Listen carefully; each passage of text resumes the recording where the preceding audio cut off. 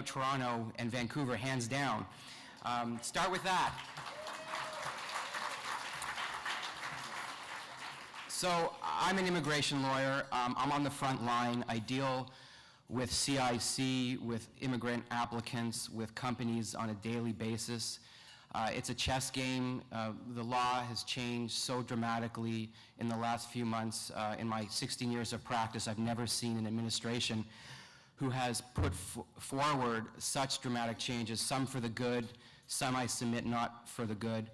But nonetheless, it's a fast and furious way to make a living.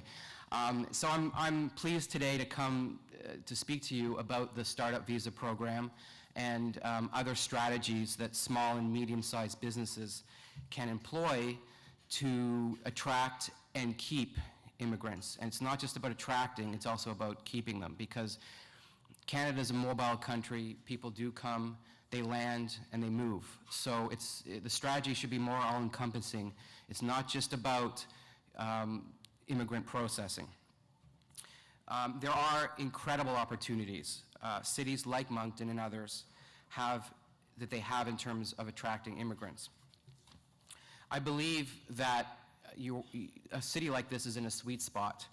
There are dramatic changes, and if you take advantage of those changes, you're going to really, really make an impact.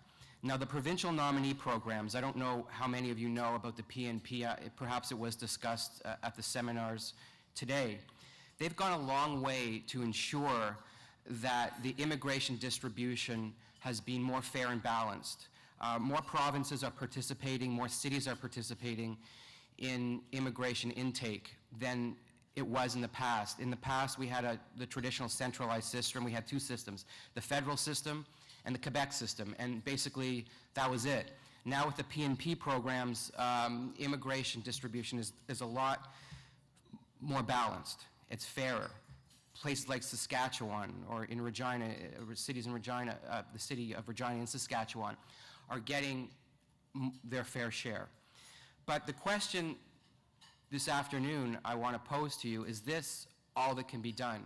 Is the PNP the last word in immigrant attraction, or is there a way to even create a more targeted way to attract immigration?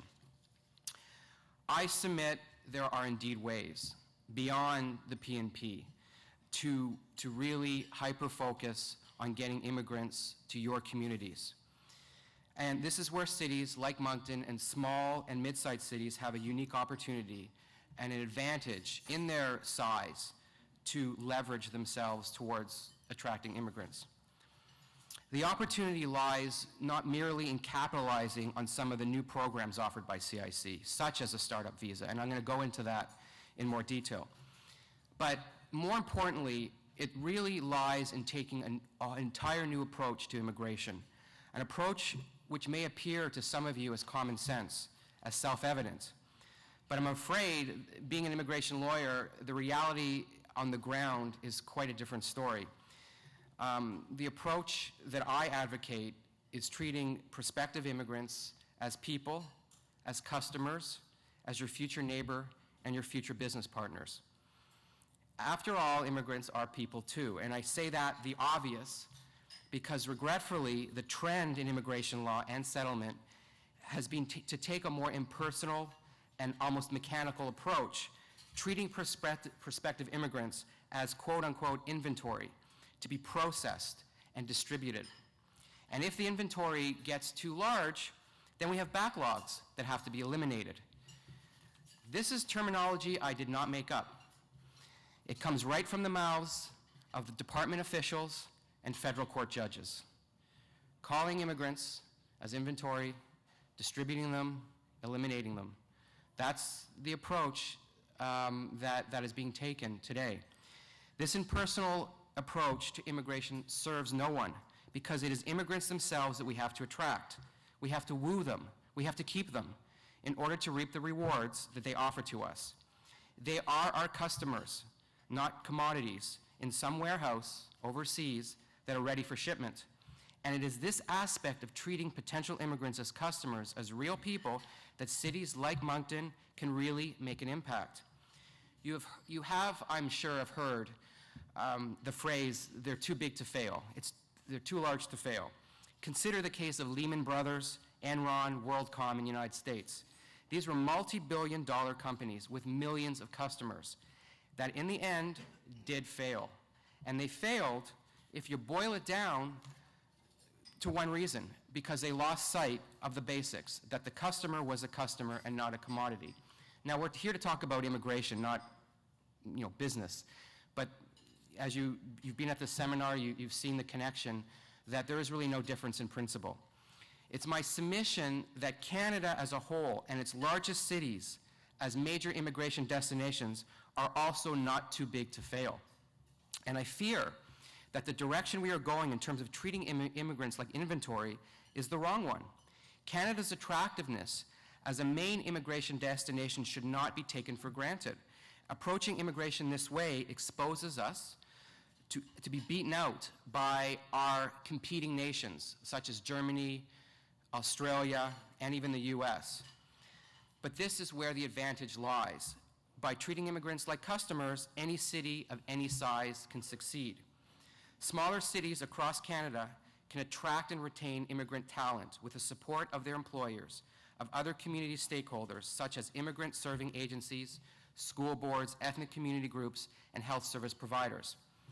Now, attracting immigrants to smaller communities can be a challenge, and I'm sure, as Mike outlined, in 2008, it was a hard time, not just for this region, but for the entire country, in fact, the entire world. But most immigrants prefer to settle in larger cities where the draw of family, friends, ethnic networks, and jobs is strong. So you have to keep that in mind. The principle never changes.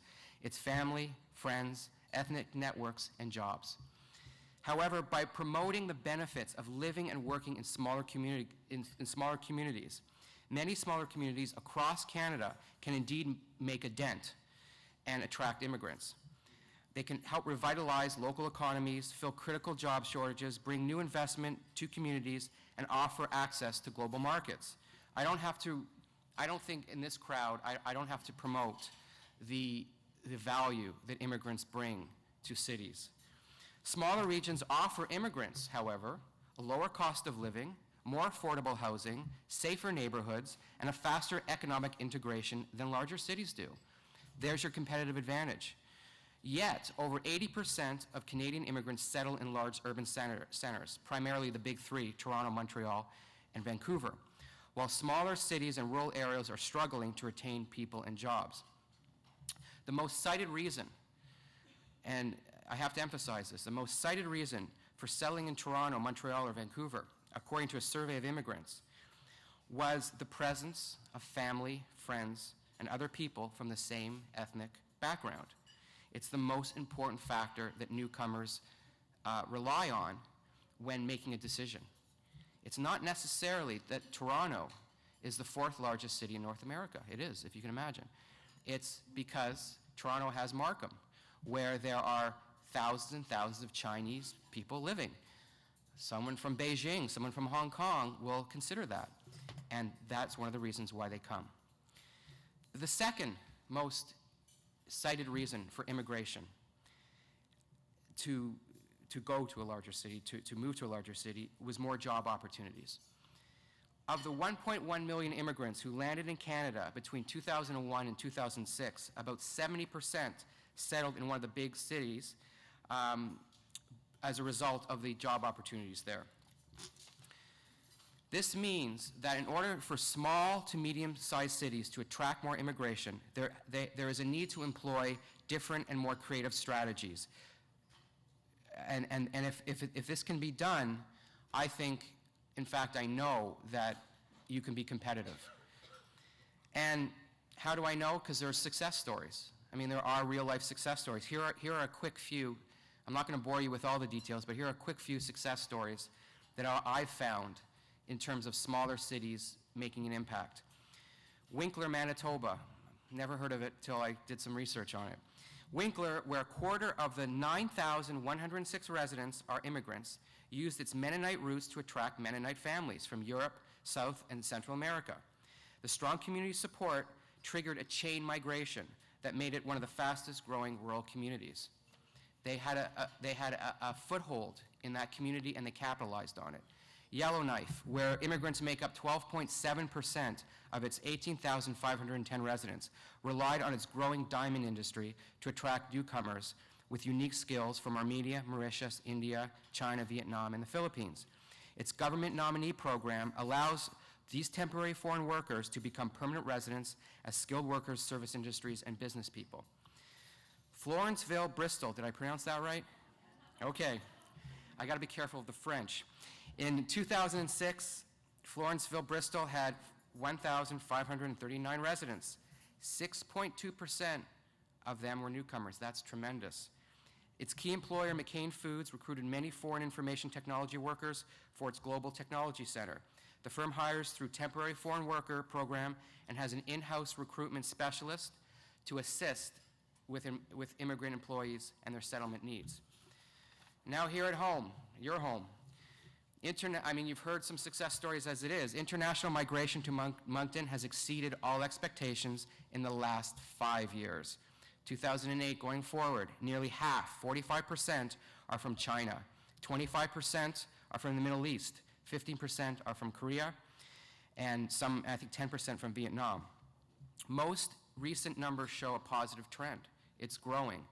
There was an in-migration of 19,043 people from outside of Canada who settled here between 2006 and 2009. So this covered the 2008 glut. And an out-migration of just 292 people. So you are doing something right. I mean, that is a tremendous, like Ontario, I would submit, I don't have the stats on that, but it is not that heavily weighted on the in-migration. In fact, in Ontario, we're noticing a migration out. People are moving to the west, people are moving to the east. So you are the beneficiaries. It is also worth noting that there's a number of people settling in Moncton who grew considerably each year. From a low of 237 in 2006 to a high of 786 in 2009. Numerous programs are in place here. Metro Moncton to help immigrants overcome obstacles when settling here. The Multicultural Association of Greater Moncton Area, MAGMA, who we just heard a representative of, and CAFI. I will not spell out that acronym. That's heavily French, and you probably, hopefully you know what CAFI means. I'm not going to even try it. All among those helping people settle here. So, and as well, look at the summit today. The city's Economic Development Department has organized an immigration summit to attempt to bring even more stakeholders into the fold. So we are experiencing it here in real time. This is the real deal. So to make it work, immigration needs to be part of the community's long-term development rather than used as a temporary solution to labor shortages or population decline. There has to be integration in the city's overall plan, not just, oh, we lack tech workers. We lack low-skilled workers. We got to fill that need. That's Band-Aid. What you have to do is you have to integrate it into the overall strategy. Now, I want to talk also, I'm here to talk about the Startup Visa Program and how I think that program can be integrated into the city's overall strategy for immigration. So just a bit about, as a backgrounder about the Startup Visa Program. It's stated in the CIC, manual. The Economic Action Plan 2012 highlighted Canada's commitment to supporting entrepreneurs, innovators, and world-class research. It also announced the government's intention to build a fast and flexible economic immigration system whose primary focus is on meeting the new and emerging needs of the Canadian economy. As part of its initiatives to support Economic Action Plan, the Citizenship and Immigration Canada created a new startup business class pilot program to attract innovative entrepreneurs. The program will test the potential for increased economic benefit to Canada by linking foreign entrepreneurs with Canadian private sector partners, venture capital funds, and angel investor groups. So we have a matchmaking here between entrepreneurs who have business ideas, who want to contribute to the Canadian economy, and VCs here who have the money to fund them. Now, the details of the program, just so you know what we're talking about. It's important to understand how it works. I'm not going to go into the nitty-gritty too much, but just bear with me here. It's a class of immigrants. You have to understand the way it works with the law is immigrants are divided up into different classes. There's a family class where you sponsor your mother, your father, your brother, your sister, etc. This is it's a member of the business class, the startup visa. This class of people may become permanent residents on the basis of their ability to become economically established in Canada as innovative business persons. It is intended to facilitate processing of permanent resident applications for the following people, or under the following conditions. No more than 2,500 per year. No more than 5 persons per business proposal. And they're for persons who intend to reside in any province or territory other than Quebec. I'm sorry, Quebec has their fair share. Persons who have the support of a Canadian business entity in the form of a commitment certificate. This is very important. It's all about the matchmaking. They have to have the support of a business entity. Persons who exceed or meet or exceed the minimum language requirements. They have to speak English or French at a minimum level. Persons who have completed at least 1 year of post-secondary education. And they have to have sufficient funds to economically establish themselves in Canada. So what is a startup business? A startup business must be a new business intended to be operated in Canada and must meet the criteria to be a qualifying business. It requires that the new startup business must have received a commitment from either an angel investor, as I mentioned, that is investing at least $75,000 in a qualifying business, or a designated venture capital fund confirming that it is investing at least $200,000 in a qualifying business. Now, there are more details than that, but that's a high-level overview. To receive the designation to participate in the Startup Visa program, a venture capital fund has to be a full member in good standing of the CVCA. Now, in order to qualify for the Startup Visa, a business should be incorporated and carrying on the business in Canada at the time the commitment is made. However, there is discretion because, of course, you are sponsoring an intended a visa applicant. You don't know if that applicant's going to qualify. So if there is discretion with CIC to incorporate after the individual arrives, not necessarily before. But the general rule is you have to incorporate at the get-go. So why is a startup visa a good thing? Why is it an opportunity for any Canadian city of any size? Think about it. It offers immediate permanent residency to applicants who secure an investment from a Canadian VC or angel investor, who demonstrate English or French as a language proficiency, have at least 1 year of secondary education. That's it. That is a real competitive program. And I've seen a lot of programs come and go. This is extremely competitive if people take advantage of it. Unlike in the US, where educated applicants have to often wait for years and years on a work permit to secure permanent residency, most notably under the H-1B program, the new startup visa offers the golden ticket to permanent resident without the need to leapfrog from a temporary resident status to permanent resident. So for the startup visa, it's do not pass go. Minister Kenney, knowing how cutting edge this program is, hit the ground running. He went to Silicon Valley this month and promoted the program like I've never seen before. I mean, they did a great PR job there. There was a billboard, I don't know if you've seen it in the papers or online, sporting a giant red maple leaf that went up in South San Francisco. And it was part of a Canadian ad campaign, and it was encouraging tech workers to head north. And the billboard read, H-1B problems, pivot to Canada. Now, H-1B is a well-established visa in the US. I don't know how many of you are familiar with it, but there's an annual cap that caps out after April 1st. Every year, the H-1B program opens up April 1st, and there's an annual cap, and sometimes it caps out April 2nd, April 3rd, April 4th. It's that competitive. So you're getting a lot of applicants who are left in the lurch. These applicants are educated. In order to qualify for an H-1B, you have to be very educated. You have to have business experience or educational experience or work experience, who are potential startup visa applicants. So the startup visa program is really an attractive option for immigrants. It is something that gives them what they want and is a clear win-win for Canadian businesses that qualify. So how can cities capitalize on this opportunities? Well, I look at the startup visa program as part of a toolkit. It's a potential part of an overall strategy for communities to attract immigration. Having a flexible program like the startup visa can be utilized by local businesses to attract a wide range of candidates who will become active participants in their communities.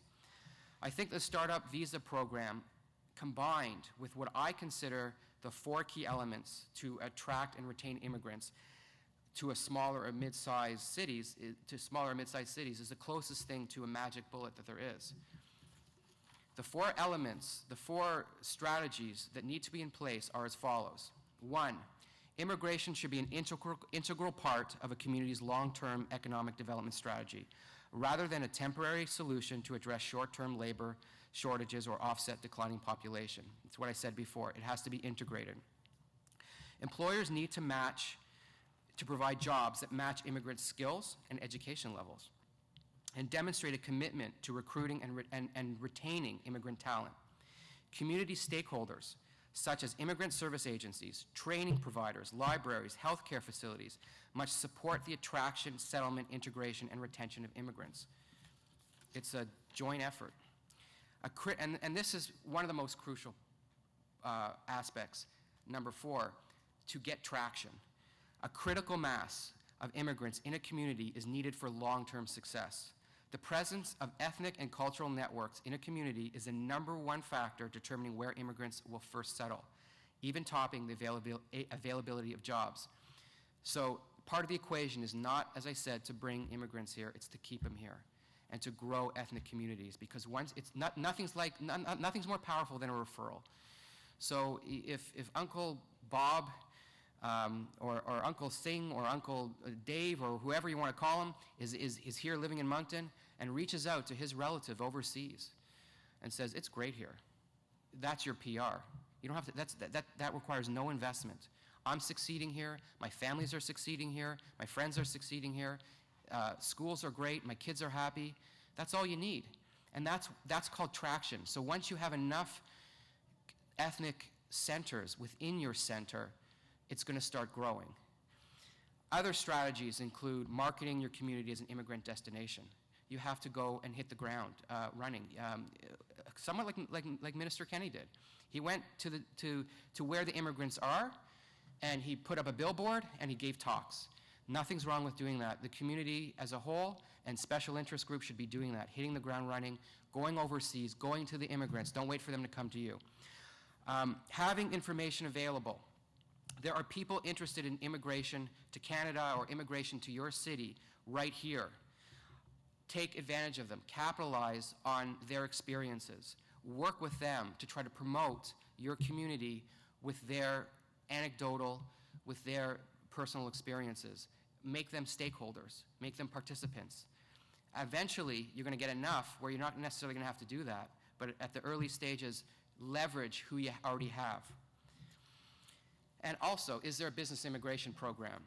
Business class immigrants can bring businesses, skills, capital, and in turn, economic development to your city. So, in conclusion of this discussion, attracting immigrants to small and medium-sized cities can bring so many advantages. Immigrants can fill jobs that are necessary to keep the economy going, both high and low skilled, bring diversity and culture, and help the local economy. The Startup Visa Program, combined with these strategies, can be used as leverage by smaller cities and medium-sized cities to attract and keep more immigrants. Thank you.